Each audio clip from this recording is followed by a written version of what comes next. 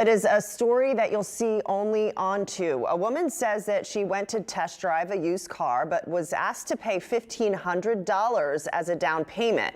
When none of the vehicles worked, she tried to get her money back, but the dealer said no. And that's when she contacted our KPRC2 help desk. And the help desk went to work. Gage Goulding went down to the dealership to try to get some answers and ended up getting assaulted. This happened at the Strawberry Road Auto Sales in Pasadena. Gage breaks down now his eventful day. When we do these stories and confront businesses, we usually are met with one simple answer: please leave. And we do, we abide by that. But this story was different from the get-go. For starters, I'm just a little bit different. I took the approach of just a regular person going to buy a used car for cash, and that's exactly what our victim did. But she claims she was duped out of $1,500 before she even got to take a test ride, so I wanted to put it to the test. Would they treat me the same way, or would they let me get a car, test drive it without even giving up any money? Well, we got more than what we bargained for. Don't touch the camera. Hey, you're being recorded. Hands off the camera.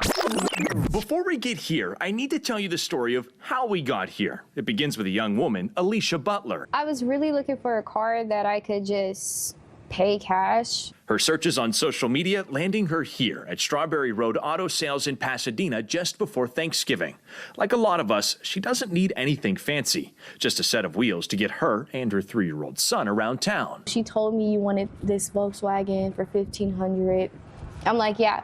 They go look at the car, but it doesn't start. Same deal with a few others. The accountant comes in. She's like, okay, so we have other cars, but the owner wants to make sure we could take all the cash. Well, it's a red flag, but Alicia trusts them. The lady coming back with no money, just a receipt. I'm like, no, I didn't pay for anything. I didn't want to even buy a car until I test drive it. From there on, I was like, well, can I just get my money back? Like, because I don't like how this just went down.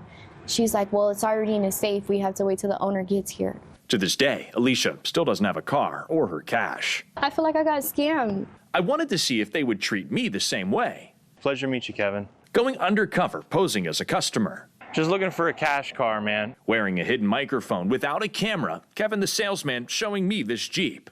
Should be open. We hop in and start it up. Fires right up. Okay. Do you guys do test drives or? Yes, sir. Okay. Let me see if I can move those two. Oh, that's okay. And little did he know, we weren't here for the car. Here's the deal, man.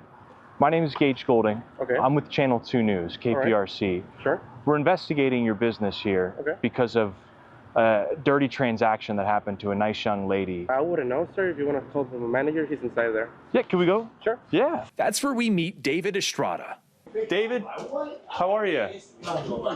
I don't need you to. That's okay. My name's Gage. I'm with KPRC 2 News. Hey, we got a question about a deal that happened with a young lady. Well, can we step outside and talk? Don't grab the camera. Don't touch the camera. Get out. We're getting out. All right, get out. That's photojournalist Oscar Chavez telling Estrada we're leaving. Meanwhile, the car salesman is grabbing his camera, twisting his arm and throwing elbows. Get your hands off the camera. Estrada smacking my phone through the air, pinning Oscar in our SUV. Our property. Come on. We're trying to get out.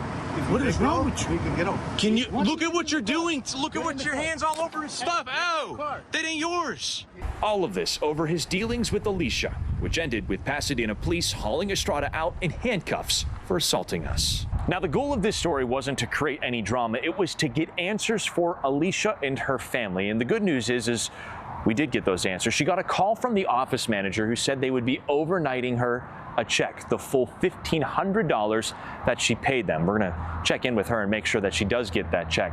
But there's a lesson that you and I can both learn from this when buying a car, whether for cash or financing a vehicle. First and foremost, don't tender any form of payment, cash, check, credit card, even your mom's debit card, until the sale is done and the contracts are signed. Only then should you make any payments. Also, read the reviews, check out the BBB, just see if there's anything out there. Some of them might be swayed, but you can usually get a pretty good idea of what that establishment is like. And finally, always finally, ask somebody that recently bought a car or somebody that you trust. Hey, do you know somebody? Do you know a dealership that could help me find the car I want and is a good, reputable dealership? That's the best way. Word of mouth is one of the best ways to make sure you won't end up in a similar situation. For KPRC 2 News, I'm Gage Goulding. And we found out about this story through our KPRC2 help desk. It's easy to contact us. Just head to help.clicktohouston.com. Give us as much information as you can about the problem, and a member of our help team will reach out to you.